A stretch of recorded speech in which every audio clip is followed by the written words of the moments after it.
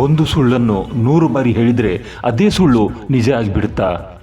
ನೀವು ಇಂದು ಹೇಳಿದ ಒಂದು ಮಾತು ನಿಮ್ಮ ನಾಳೆಯನ್ನು ನಾಶ ಮಾಡಬಹುದು ಅಥವಾ ನಿರ್ಮಿಸಬಹುದು. ಇದು ನಿಮಗೆ ಗೊತ್ತಿದೆಯಾ? ಇದು ಕೇವಲ ಮಾತಲ್ಲ, ನಾನು ಇದನ್ನು ಜೀವನದಲ್ಲಿ ಕಂಡಿದ್ದೇನೆ. ಇಂದು ನಾನು ನಿಮಗೆ ಹೇಳಲಿರುವುದು ನಿಮ್ಮ ಜೀವನವನ್ನೇ ಬದಲಾಯಿಸಬಹುದಂಥ ಒಂದು ಸತ್ಯ. ನಿಮ್ಮ ಮಾತುಗಳು ನಿಮ್ಮ ಭವಿಷ್ಯವನ್ನೇ ನಿರ್ಮಿಸುತ್ತವೆ. ಈ ವಿಡಿಯೋ ಕೊನೆವರೆಗೆ ತಪ್ಪದೇ ನೋಡಿ. ಬನ್ನಿ, ಒಂದು ಪ್ರಶ್ನೆಯಿಂದ ಶುರು ಮಾಡೋಣ. ಒಂದು ಸುಳ್ಳನ್ನು 100 ಸಲ ಹೇಳಿದರೆ ಅದು ನಿಜ ಆಗಿಬಿಡುತ್ತಾ? ಈ ಪ್ರಶ್ನೆಯಲ್ಲೇ ಇವತ್ತಿನ ನಮ್ಮ ಚರ್ಚೆಯ ಸಾರಾಂಶ ಅಡಗಿದೆ. ನಮ್ಮ ಮಾತುಗಳು ನಮ್ಮ ಪ್ರಪಂಚವನ್ನೇ ಕಟ್ಟಿಕೊಡ್ತವೆ. ನಾವು ಪದೇ ಪದೇ ಏನು ಹೇಳ್ತೀವೋ ಅದು ಒಳ್ಳೆಯದಾಗಿರಲಿ ಕೆಟ್ಟದಾಗಿರಲಿ ಅದೇ ನಮ್ಮ ಜೀವನದಲ್ಲಿ ನಡೆಯೋದು. ಇದನ್ನೇ ಕೆಲವರು ಆಕರ್ಷಣೆಯ ನಿಯಮ ಅಥವಾ ಲಾ ಆಫ್ ಅಟ್ರಾಕ್ಷನ್ ಅಂತಾನೂ ಕರೀತಾರೆ. ಈ ಪ್ರಕ್ರಿಯೆಗೆ ಒಂದು ಹೆಸರಿದೆ, ಮ್ಯಾನಿಫೆಸ್ಟೇಷನ್. ಅಂದರೆ ಒಂದೇ ವಿಷಯವನ್ನು ಮನಸ್ಸಿನಲ್ಲಿ ಅನ್ಕೋತಾ ಬಾಯಲ್ಲಿ ಹೇಳ್ತಾ ಇದ್ದರೆ ಅದನ್ನು ನಾವು ನಮ್ಮ ಜೀವನಕ್ಕೆ ಹೇಳ್ಕೋತೀವಿ ಅಂತ. ನಮಗೆ ಗೊತ್ತಿದ್ದೋ ಗೊತ್ತಿಲ್ಲದೆಯೋ ಇದು ನಡೀತಾನೇ ಇರುತ್ತೆ. ಒಂದು ಉದಾಹರಣೆ ಹೇಳ್ತೀನಿ ಕೇಳಿ. ಅತ್ತೆ ಮತ್ತು ಸೊಸೆ ಕಥೆ. ನಾನು ಚಿಕ್ಕವನಿದ್ದಾಗ ಒಂದು ಸಿನಿಮಾ ನೋಡಿದ್ದೆ. ಅತ್ತೆಗೆ ತಕ್ಕ ಸೊಸೆ, ದೊಡ್ಡ ಮನೆ ಸೊಸೆ, ಸೊಸೆ ತಂದ ಸೌಭಾಗ್ಯ, ಈ ಥರ. ಹೊಸದಾಗಿ ಮದುವೆಯಾದ ಹುಡುಗಿ ಮನೆಗೆ ಬರ್ತಾಳೆ. ಅತ್ತೆ ಏನು ಮಾಡ್ತಾಳೆ ಗೊತ್ತಾ? ನನ್ನ ಕಡೆ ಏನೂ ಮಾಡೋಕ್ಕಾಗಲ್ಲ, ನಡೆಯಲು ಆಗಲ್ಲ, ಕೆಲಸನೂ ಆಗಲ್ಲ. ಅವಳು ಪ್ರತಿದಿನ ಇದೇ ಮಾತನ್ನು ಎಲ್ಲರ ಮುಂದೆ ಹೇಳ್ತಾಳೆ. ಆದರೆ ನಿಜ ಏನು? ಸೊಸೆ ಮನೆಯಲ್ಲಿ ಇಲ್ದಾಗ ಆರಾಮವಾಗೇ ಇರ್ತಾಳೆ. ಆದರೆ ನಿಧಾನವಾಗಿ ಅವಳು ಹೇಳುತ್ತಿದ್ದ ಸುಳ್ಳು ಸತ್ಯವಾಗೇ ಬಿಡ್ತು. ಕೊನೆಯಲ್ಲಿ ಅವಳು ನಿಜವಾಗಿಯೂ ನಡೆಯಲಾಗದ ಸ್ಥಿತಿಗೆ ಬಂತು. ಏಕೆ ಗೊತ್ತಾ? ಯಾಕಂದರೆ ಅವಳು ಅದನ್ನೇ ಮತ್ತೆ ಮತ್ತೆ ಹೇಳ್ತಾ ಇದ್ಲು. ನೀವು ದಿನವೂ ಹೇಳುತ್ತಿರುವ ಒಂದು ಮಾತು ನಿಮ್ಮ ಜೀವನವನ್ನೇ ಹಾಳು ಮಾಡುತ್ತದೆ. ಶುರುವಿನಲ್ಲಿ ಬರೀ ನಾಟಕ ಅಂತಿದ್ದ ಮಾತುಗಳೇ ದಿನ ಕಳೆದ ಹಾಗೆ ಅವರ ನಿಜವಾದ ಸ್ಥಿತಿಯಾಗಿ ಬಿಡ್ತು. ನೋಡಿ, ಅವರೇನು ಪದೇ ಪದೇ ಹೇಳ್ತಾ ಇದ್ರೂ ಅದೇ ಅವರ ಜೀವನದ ಸತ್ಯವಾಯಿತು. ಈಗ ನನಗೆ ಒಂದು ಹಳೆ ಕಥೆ ನೆನಪಿಗೆ ಬರ್ತಾ ಇದೆ, ಕೇಳಿ. ದೇವರು ಮನುಷ್ಯನಿಗೆ ಒಂದು ಅದ್ಭುತವಾದ ಶಕ್ತಿ ಕೊಟ್ಟನಂತೆ. ಆದರೆ ಆತ ಯೋಚಿಸಿದ, ಇವನು ಪದೇ ಪದೇ ಬಂದು ಅದು ಬೇಕು ಇದು ಬೇಕು ಅಂತ ಕಾಡಬಹುದು. ಈ ಶಕ್ತಿಯನ್ನು ಎಲ್ಲಿ ಅಡಗಿಸಿಡಬೇಕು? ಆಕಾಶದಲ್ಲಿಟ್ಟರೂ ಇವನು ಹುಡುಕ್ತಾನೆ, ಭೂಮಿಯಲ್ಲಿ ಇವನು ಅಗೆದು ತೆಗಿತಾನೆ. ಅದಕ್ಕೆ ಈ ಶಕ್ತಿಯನ್ನು ಅವನೊಳಗೆ ಅಡಗಿಸಿಡೋಣ ಎಂದು ನಿರ್ಧರಿಸಿದ. ಮನುಷ್ಯ ಎಲ್ಲೆಲ್ಲೂ ಹುಡುಕ್ತಾನೆ, ಆದರೆ ತನ್ನೊಳಗೆ ಎಂದೂ ಹುಡುಕಲ್ಲ. ಆ ಶಕ್ತಿ ಏನು ಗೊತ್ತಾ? ಮಾತಿನ ಶಕ್ತಿ. ಸರಿ, ನಮ್ಮ ಮೊದಲನೇ ಭಾಗಕ್ಕೆ ಬರೋಣ. ವಾಸ್ತವದ ಶಿಲ್ಪಿ. ಇಲ್ಲಿ ನಾವು ನಮ್ಮೊಳಗೆ ಮಾತಾಡಿಕೊಳ್ಳೋ ಮಾತುಗಳು, ಅಂದರೆ ನಮ್ಮ ಇಂಟರ್ನಲ್ ಡೈಲಾಗ್, ಅದು ಹೇಗೆ ನಮ್ಮ ಇಡೀ ಪ್ರಪಂಚವನ್ನು ರೂಪಿಸುತ್ತೆ ಅಂತ ನೋಡೋಣ. ಆ ದೊಡ್ಡ ಶಕ್ತಿ ಎಲ್ಲೋ ಹೊರಗಡೆ ಇಲ್ಲ, ನಮ್ಮಲ್ಲೇ ಇದೆ. ನಾವೇ ನಮ್ಮ ವಾಸ್ತವದ ಶಿಲ್ಪಿಗಳು. ಆದರೆ ಈ ಶಕ್ತಿ ಇದೆಯಲ್ಲ, ಇದು ಒಂದು ರೀತಿ 2 ಬದಿಯ ಕತ್ತಿ ಇದ್ದ ಹಾಗೆ. ಹುಷಾರಾಗಿರಲಿಲ್ಲ ಅಂದರೆ ಇದೇ ಶಕ್ತಿ ನಮಗೆ ಗೊತ್ತಿಲ್ಲದ ಹಾಗೆ ನಮ್ಮ ವಿರುದ್ಧನೇ ಕೆಲಸ ಮಾಡೋಕ್ಕೆ ಶುರು ಮಾಡಿಬಿಡುತ್ತೆ. ಅದೇ ಸ್ವಯಂ ವಿನಾಶದ ಮಾತುಗಳು. ಉದಾಹರಣೆಗೆ, ನಾವು ಕೋಪದಲ್ಲಿ ಏನು ಹೇಳ್ತೀವಿ? ನಾನು ಈ ಮನೆ ಬಿಟ್ಟು ಹೋಗ್ತೀನಿ, ನಾನು ಮತ್ತೆ ಬರೋದಿಲ್ಲ. ಕೆಲವರಿಗೆ ಇದು ನಿಜವಾಗಿಯೂ ಆಗಿಬಿಡುತ್ತೆ. ಹಿಂದೆ ಚಿಕ್ಕವರಿದ್ದಾಗ ನಮ್ಮ ತಾಯಿ ಯಾಕೆ ಹೊಡಿತಿದ್ರು ಗೊತ್ತಾ? ಇಂಥ ಮಾತು ಮಾತನಾಡಬಾರದು. ಯಾಕೆಂದರೆ ಅವರಿಗೆ ಗೊತ್ತಿತ್ತು, ಮಾತುಗಳು ಜೀವನವನ್ನು ರೂಪಿಸುತ್ತವೆ. ಇನ್ನೊಂದು ಉದಾಹರಣೆ ನೋಡಿ. ಒಬ್ಬರು ಬಾಂಬೆಗೆ ಟ್ರಿಪ್ ಹೋಗಬೇಕಾದ್ರೆ ದಾರಿ ಮಧ್ಯದಲ್ಲಿ ಒಂದು ಇಂಪಾರ್ಟೆಂಟ್ ಡಾಕ್ಯುಮೆಂಟ್ ಮರೆತಿದ್ದು ನೆನಪಾಗುತ್ತೆ. ಆಗ ತಕ್ಷಣ ಮನಸ್ಸಿನಲ್ಲಿ ಬಂದ ಯೋಚನೆ, ಛೇ, ಇದಕ್ಕಿಂತ ಕೆಟ್ಟದ್ದು ಏನಾಗೋದಿದೆ? ಆ ಒಂದು ನೆಗೆಟಿವ್ ಪ್ರಶ್ನೆಗೆ ಯೂನಿವರ್ಸ್, ಹೌದಾ, ಇದಕ್ಕಿಂತ ಕೆಟ್ಟದ್ದು ಬೇಕಾ? ಈಗೋ ತಗೋ ಅಂತ ಉತ್ತರ ಕೊಡೋಕ್ಕೆ ಶುರು ಮಾಡ್ತು. ಜೋರು ಮಳೆ ಬಂತು, ಬಟ್ಟೆಯೆಲ್ಲ ನೆನೆದು ಹೋಯಿತು. ಇದ್ದಕ್ಕಿದ್ದ ಹಾಗೆ ಜ್ವರನೂ ಬಂತು. ಫ್ಲೈಟು ಡಿಲೇನೂ ಆಯಿತು. ಕೊನೆಗೆ ಬ್ಯಾಗ್ನಲ್ಲಿ ವಾಟರ್ ಬಾಟಲ್ ಲೀಕ್ ಆಯಿತು. ಒಂದರ ಮೇಲೊಂದು ಕೆಟ್ಟ ಘಟನೆಗಳ ಸರಮಾಲೆ ಶುರು ಆಯಿತು. ಆಗ ನನಗೆ ಅರ್ಥ ಆಯಿತು. ನಾನು ಕೇಳುತ್ತಿದ್ದೆ, ಇನ್ನೇನು ಕೆಟ್ಟದ್ದು ಆಗಬಹುದು. ಯೂನಿವರ್ಸ್ ಅದನ್ನು ನನಗೆ ಮಾಡಿ ತೋರಿಸ್ತಾನೇ ಇತ್ತು. ಇನ್ನೊಂದು ಉದಾಹರಣೆ ಇದೆ ಕೇಳಿ. ನಾನು ಹಣ ಸಂಪಾದನೆ ಆರಂಭಿಸಿದಾಗ ಮೊದಲು ತಿಂಗಳು 60,000 ರೂಪಾಯಿ ಬಂತು. ಎರಡನೇ ತಿಂಗಳು ಅದರ ಡಬಲ್ ಅಂದರೆ 1,20,000 ಬಂತು. ಮೂರನೇ ತಿಂಗಳು ಕೇವಲ 40,000 ಮಾತ್ರ ಬಂತು. ಆದರೆ ಒಮ್ಮೆ ಕಡಿಮೆ ದುಡ್ಡು ಬಂದಾಗ ಮನೆಯವರ ಮುಖ ನೋಡಿ ನನಗೆ ಗೊತ್ತಾಯಿತು, ಇವನು ಹೆಚ್ಚು ಗಳಿಸಿದ್ದಾನೆ, ಆದರೆ ನಮಗೆ ಹೇಳ್ತಿಲ್ಲ. ನಂತರ ಒಮ್ಮೆ ನಾನು ಬೇಕು ಅಂತಲೇ ಕಡಿಮೆ ದುಡ್ಡು ಬಂತು ಅಂತ ಹೇಳಿದ್ದೆ. ನಂಬ್ತೀರಾ, ಮುಂದಿನ ತಿಂಗಳು ನಿಜವಾಗ್ಲೂ ಅಷ್ಟೇ ಬಂತು. ನಾನು ಒಂದು ತಪ್ಪು ಮಾತು ಹೇಳಿದೆ, ಆದರೆ ಅದರ ಬೆಲೆ ತುಂಬ ದೊಡ್ಡದು ಕೊಡಬೇಕಾಯಿತು. ಆದ್ದರಿಂದ ನಾನು ಕಲಿತ ಪಾಠ ಏನು? ನಾವು ಮಾತಿನಿಂದಲೇ ನಮ್ಮ ವಾಸ್ತವವನ್ನು ಅಂದರೆ ರಿಯಾಲಿಟಿಯನ್ನು ನಿರ್ಮಾಣ ಮಾಡುತ್ತೇವೆ. ಬೇರೆಯವರು 100 ಬಾರಿ ಹೇಳಿದರೆ ನಿಜವಾಗಬಹುದು, ಆದರೆ ನನಗೆ ಕೇವಲ 5 ಬಾರಿ ಹೇಳಿದರೆ ಸಾಕು, ನಿಜ ಆಗಿಬಿಡುತ್ತೆ. ಅದಕ್ಕೆ ನಾನು ಮಾತಾಡುವಾಗ ತುಂಬ ಹುಷಾರಾಗಿ ಇರ್ತೇನೆ. ಇಲ್ಲಿ ಸಾಕಷ್ಟು ಜನ ಕೆಲಸ ತಪ್ಪಿಸಲು ನಾಟಕ ಮಾಡ್ತಾರೆ, ಆದರೆ ಶಬ್ದಗಳಲ್ಲಿ ಶಕ್ತಿ ಇದೆ ಅನ್ನೋದು ಅವ್ರಿಗೆ ಗೊತ್ತೇ ಇಲ್ಲ. ನೀವು ಏನನ್ನು ಪದೇ ಪದೇ ಹೇಳ್ತಿರೋ ಅದೇ ನಿಜ ಆಗಿಬಿಡುತ್ತೆ.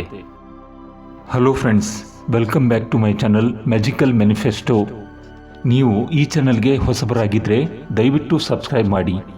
ಇಂತಹ ಒಳ್ಳೆಯ ವಿಷಯಗಳನ್ನೇ ನಿಮ್ಮ ಮುಂದೆ ತರಲು ಪ್ರಯತ್ನ ಮಾಡ್ತಾ ಇರ್ತೀನಿ. ಇನ್ನೊಂದು ಇಂಟ್ರೆಸ್ಟಿಂಗ್ ಉದಾಹರಣೆ ಇದೆ. ನಾನು ಯಾವಾಗಲೂ ಒಂದು ಶರ್ಟ್ ಪರ್ಚೇಸ್ ಮಾಡಿದ್ದೆ.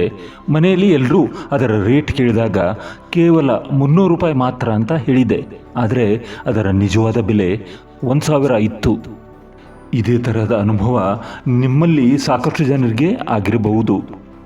ಜಾಸ್ತಿ ದುಡ್ಡು ಕೊಟ್ಟು ತಂದು ಕಡಿಮೆ ರೇಟ್ ಮನೆಯಲ್ಲಿ ಹೇಳುವುದು. ಇನ್ನು ಇದರ ಎಕ್ಸಾಕ್ಟ್ಲಿ ಉಲ್ಟಾ, ಅಪೋಸಿಟ್. ಇನ್ನೂ ಕೆಲವರು 500 ರೂಪಾಯಿ ಶರ್ಟನ್ನು ಪರ್ಚೇಸ್ ಮಾಡಿ ಅದನ್ನು 2,000 ರೂಪಾಯಿಗೆ ಪರ್ಚೇಸ್ ಮಾಡಿದೆ ಅಂತ ಹೇಳಿದ್ದು ನೆನಪಿದೆ. ಆದರೆ ನಮಗೆ ಗೊತ್ತಿತ್ತು ಇವನು ಸುಳ್ಳು ಹೇಳ್ತಿದ್ದಾನೆ ಅಂತ. ಅದಕ್ಕೆ ತಮಾಷೆ ಮಾಡಿದ್ದು ಉಂಟು. ಆದರೆ ನಿಜ ಹೇಳಬೇಕಂದ್ರೆ ಅದು ನಿಜವಾಗಿಯೂ ಸರಿಯಾದ ನಿರ್ಧಾರವೇ. ಅದೇ ನಿಜವಾದ ಅಬಂಡನ್ಸ್ ಮನಸ್ಥಿತಿ ಅಂತ ಆಮೇಲೆ ಅರಿವಾಯಿತು. ಆಮೇಲೆ ನಾನು 300 ರೂಪಾಯಿ ಶರ್ಟ್ ತಂದರೂ ಸಹ ಅದನ್ನು 2,000 ರೂಪಾಯಿಗೆ ತಂದೆ ಅಂತ ಹೇಳೋದರಲ್ಲಿ ನನ್ನ ಅಬಂಡನ್ಸ್ ಇದೆ ಅಂತ ನನಗೆ ಅರಿವಾಯಿತು. ಇದು ನನ್ನ ಪರ್ಸನಲ್ ವಿಚಾರ. ನೀವು ಒಪ್ತಿರೋ ಬಿಡ್ತಿರೋ ಗೊತ್ತಿಲ್ಲ. ಸರಿ, ಈ ನೆಗೆಟಿವ್ ಉದಾಹರಣೆಗಳು ಸಾಕು. ಈಗ ಪಾಸಿಟಿವ್ ಕಡೆ ಹೋಗೋಣ. ಇದೇ ಶಕ್ತಿಯನ್ನು ಪ್ರಜ್ಞಾಪೂರ್ವಕವಾಗಿ ನಮಗೆ ಬೇಕಾದ ಹಾಗೆ ಬಳಸಿ ಯಶಸ್ಸನ್ನು ನಮ್ಮ ಜೀವನಕ್ಕೆ ಹೇಗೆ ತರಬಹುದು ಅಂತ ನೋಡೋಣ. ಒಂದು ನಿಜವಾದ ಘಟನೆ ಇದು.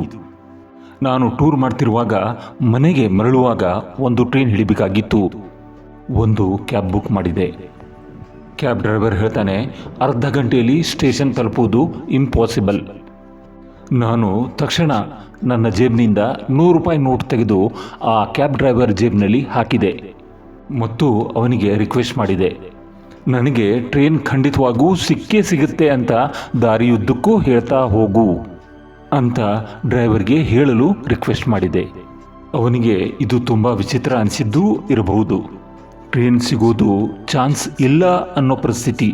ಆದರೆ ಇಲ್ಲಿ ನಡೆದಿದ್ದೇ ಬೇರೆ. ಗಾಬರಿ ಆಗೋ ಬದಲು ಕಾರ್ನ ಹಿಂದಿನ ಸೀಟ್ನಲ್ಲಿ ಆರಾಮವಾಗಿ ಕೂತು ಒಂದೇ ಒಂದು ಮಾತನ್ನು ಪದೇ ಪದೇ ಹೇಳೋಕ್ಕೆ ಶುರು ಮಾಡಿದೆ. ನನಗೆ ಟ್ರೈನ್ ಸಿಕ್ಕಿದೆ, ನಾನು ಟ್ರಾವೆಲ್ ಮಾಡ್ತಿದ್ದೇನೆ, ಥ್ಯಾಂಕ್ ಯು ಯೂನಿವರ್ಸ್. ಗಮನಿಸಿ, ವಾಸ್ತವದಲ್ಲಿ ಟ್ರೈನ್ ಸಿಕ್ಕೇ ಇರಲಿಲ್ಲ, ಆದರೂ ಸಿಕ್ಕಿದೆ ಅಂತಾನೇ ಹೇಳ್ತಾ ಹೋದೆ. ಆಮೇಲೆ ನಡೆದದ್ದು ಮಾತ್ರ ಒಂದು ಪವಾಡನೇ ಸರಿ. ಸ್ಟೇಷನ್ ತಲುಪುವಷ್ಟರಲ್ಲಿ ಟ್ರೈನ್ ಹೊರಟೇ ಬಿಟ್ಟಿತ್ತು. ಆದರೆ ಇದ್ದಕ್ಕಿದ್ದ ಹಾಗೆ ಯಾರೋ ಚೈನ್ ಎಳೆದಿದ್ದಕ್ಕೆ ಟ್ರೈನ್ ನಿಂತೇ ಹೋಯಿತು. ಅದು ಎಲ್ಲಿ ಗೊತ್ತಾ?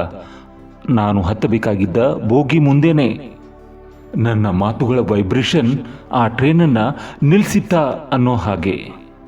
ಬನ್ನಿ ಈಗ ಕೃತಜ್ಞತೆಯ ಶಕ್ತಿ ಅಂದರೆ ಗ್ರ್ಯಾಟಿಟ್ಯೂಡ್ ಪವರ್, ಇದರ ಬಗ್ಗೆ ಮಾತಾಡೋಣ.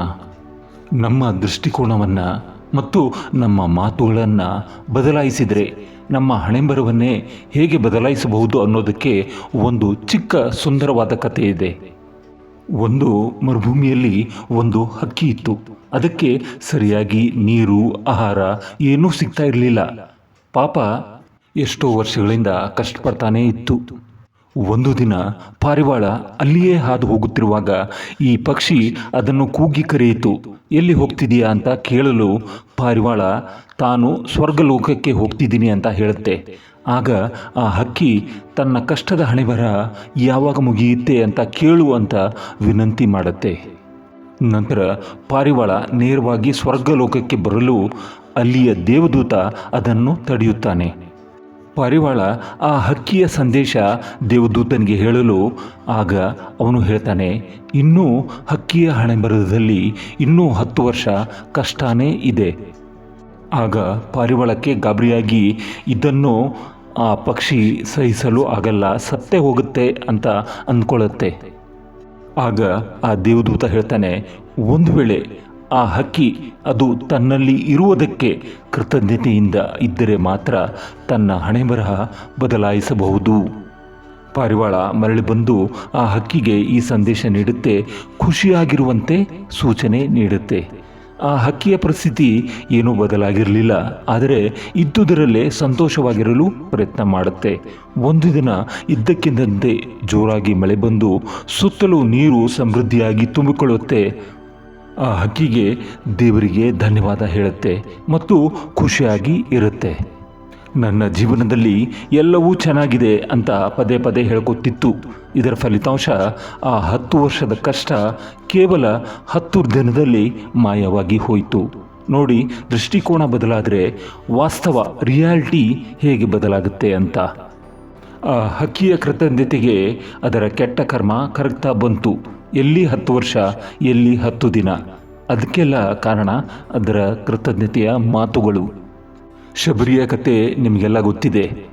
ಒಬ್ಬ ಗುರು ಬಂದು ಆ ವಯಸ್ಸಾದ ಮಹಿಳೆ ಅಂದರೆ ಶಬರಿಗೆ ಹೇಳ್ತಾನೆ, ನೀನು ರಾಮನಾಮ ಜಪ ಮಾಡು, ಒಂದು ದಿನ ರಾಮ ನಿನಗೆ ದರ್ಶನ ಭಾಗ್ಯ ಕೊಡುತ್ತಾನೆ. ಒಂದಿಲ್ಲ ಒಂದು ಘಟನೆ ನಡೆದು ರಾಮನು ಕಾಡಿಗೆ ಬರ್ತಾನೆ. ಶಬರಿ ನೀಡಿದ ಬಾರೆಹಣ್ಣುಗಳನ್ನು ಸೇವಿಸಿ ಅವಳ ಜೀವನ ಸಾರ್ಥಕಪಡಿಸ್ತಾನೆ. ಇದೂ ಸಹ ನಮಗೆ ಒಂದು ಪುರಾವೆ ಇದ್ದ ಹಾಗೆ. ಸರಿ, ಇಷ್ಟೆಲ್ಲ ಕೇಳಿದ ಮೇಲೆ ಈ ಶಕ್ತಿನ ನಮ್ಮ ದೈನಂದಿನ ಜೀವನದಲ್ಲಿ ಹೇಗೆ ಬಳಸೋದು, ಅದನ್ನು ನಮ್ಮ ಅಭ್ಯಾಸ ಮಾಡಿಕೊಳ್ಳೋದು ಹೇಗೆ? ಬನ್ನಿ, ಅದಕ್ಕೆ ಕೆಲವು ಸಿಂಪಲ್ ಸ್ಟೆಪ್ಸ್ ನೋಡೋಣ. ಸಾಮಾನ್ಯವಾಗಿ ನಾವು ಏನು ಮಾಡ್ತೀವಿ, ನಮ್ಮ ಹತ್ರ ಏನು ಇಲ್ಲವೋ ಅದರ ಬಗ್ಗೆ ಜಾಸ್ತಿ ತಲೆ ಕೆಡಿಸ್ಕೋತೀವಿ. ನನ್ನ ಹತ್ರ ದುಡ್ಡಿಲ್ಲ, ನನ್ನ ಲಕ್ ಸರಿ ಇಲ್ಲ ಅಂತಾನೆ ಹೇಳ್ತೀವಿ. ಆದರೆ ಇದನ್ನು ಬದಲಾಯಿಸಬೇಕು. ನಾನು ಸಮೃದ್ಧಿನ ಆಕರ್ಷಿಸ್ತಾ ಇದ್ದೀನಿ, ನಾನು ಶ್ರೀಮಂತ ಆಗ್ತಾ ಇದ್ದೀನಿ ಅಂತ ಹೇಳೋಕೆ ಶುರು ಮಾಡಬೇಕು. ನೋಡಿ, ಈ 4 ಸ್ಟೆಪ್ಸ್ ತುಂಬಾ ಪವರ್ಫುಲ್. ಮೊದಲನೇದು, ಏನು ಬೇಕು ಅಂತ ಸ್ಪಷ್ಟವಾಗಿ ನಿರ್ಧಾರ ಮಾಡಿ. ಎರಡನೇದು, ಅದು ನಿಜ ಇಲ್ಲ ಅಂತ ಅನಿಸಿದ್ರೂ ಸಹ ಸತ್ಯ ಅನ್ನೋ ಹಾಗೆ ಪದೇ ಪದೇ ಹೇಳಿ. ಮೂರನೇದು, ಚಿಂತೆ ಮಾಡೋ ಬದಲು ಇವತ್ತು ನನಗೆ ಯಾವ ಒಳ್ಳೆಯ ವಿಷಯ ನಡೀಬಹುದು ಅಂತ ಪ್ರಶ್ನೆ ಕೇಳಿ. ಮತ್ತು ಕೊನೆಯದಾಗಿ 4ನೇದು, ಆ ಬದಲಾವಣೆಗಳನ್ನು ಗಮನಿಸ್ತಾ ಇರಿ. ಒಟ್ಟಿನಲ್ಲಿ ಏನು ಕೆಟ್ಟದಾಗತ್ತೆ ಅಂತ ಯೋಚನೆ ಬದಲು ಏನು ಒಳ್ಳೆಯದಾಗಬಹುದು ಅಂತ ನಮ್ಮ ಗಮನವನ್ನು ಬದಲಾಯಿಸಿದರೆ ತಕ್ಷಣ ನಮ್ಮ ಮೂಡ್ ಚೇಂಜ್ ಆಗುತ್ತೆ. ಜೊತೆಗೆ ಅದೇ ತರಹದ ಪಾಸಿಟಿವ್ ಅನುಭವಗಳನ್ನು ನಮ್ಮ ಜೀವನಕ್ಕೆ ನಾವೇ ಆಹ್ವಾನ ಮಾಡ್ತೀವಿ. ನೀವು ಇದನ್ನು ಈಗಲೇ ಪ್ರಯತ್ನಿಸಿ ನೋಡಬಹುದು. ನಾನು ನಿಮಗೆ ಒಂದು ಚಾಲೆಂಜ್ ಕೊಡ್ತೀನಿ. 10 ನಿಮಿಷ ಇದು ಮಾಡಿ ನೋಡಿ. ನನಗೆ ನೋವು ಇದೆ, ನನಗೆ ಸುಸ್ತಾಗ್ತಿದೆ ಅಂತ ಹೇಳ್ತಾ ಇರ್ರಿ. ನೀವು ಸ್ವತಃ ಅದನ್ನೇ ಅನುಭವಿಸ್ತೀರಿ. ಅದೇ ರೀತಿ ಉಲ್ಟಾ ಹೇಳಿ, ನಾನು ಸಂತೋಷವಾಗಿದ್ದೇನೆ, ಶಕ್ತಿ ನನ್ನಲ್ಲಿ ತುಂಬಿದೆ. ನಿಮ್ಮ ಮನಸ್ಸು, ದೇಹ ಎರಡೂ ಬದಲಾಗುತ್ತೆ. ಇನ್ನು ಮುಂದೆ ನನ್ನ ಜೀವನ ಕೆಟ್ಟದಾಗಿದೆ ಎಂದು ಹೇಳಬೇಡಿ. ಬದಲಿಗೆ ಹೇಳಿ, ನನ್ನ ಜೀವನ ಅದ್ಭುತವಾಗಿದೆ, ಇಂದು ನನಗೆ ಉತ್ತಮವಾದದ್ದೇ ಆಗಲಿದೆ, ನಾನು ಶ್ರೀಮಂತನು, ಧನ್ಯವಾದಗಳು ಯೂನಿವರ್ಸ್. ಪ್ರತಿದಿನ ಪದೇ ಪದೇ ಹೇಳ್ತಾನೇ ಇರ್ರಿ. ಅದು 50 ಬಾರಿ ಆದರೂ ಸರಿ, 100 ಬಾರಿ ಆದರೂ ಸರಿ. ನೋಡಿ ನಿಮ್ಮ ಜೀವನ ಹೇಗೆ ಬದಲಾಗತ್ತೆ. ನಿಮ್ಮ ಮಾತುಗಳು ನಿಮ್ಮ ಭವಿಷ್ಯ. ಇಂದಿನಿಂದಲೇ ಪ್ರಾರಂಭಿಸಿ. ಎಲ್ಲವೂ ಚೆನ್ನಾಗಿದೆ, ಎಲ್ಲವೂ ಚೆನ್ನಾಗಿಯೇ ಆಗುತ್ತೆ. ಈ ವಿಡಿಯೋ ನಿಮಗೆ ಇಷ್ಟವಾದರೆ ಲೈಕ್ ಮಾಡಿ, ಶೇರ್ ಮಾಡಿ, ಸಬ್ಸ್ಕ್ರೈಬ್ ಮಾಡಿ ಮತ್ತು ಕಾಮೆಂಟ್ನಲ್ಲಿ ಬರೆಯಿರಿ, ಇಂದು ನಿಮ್ಮ ಜೀವನದಲ್ಲಿ ಏನು ಒಳ್ಳೆಯದಾಯಿತು.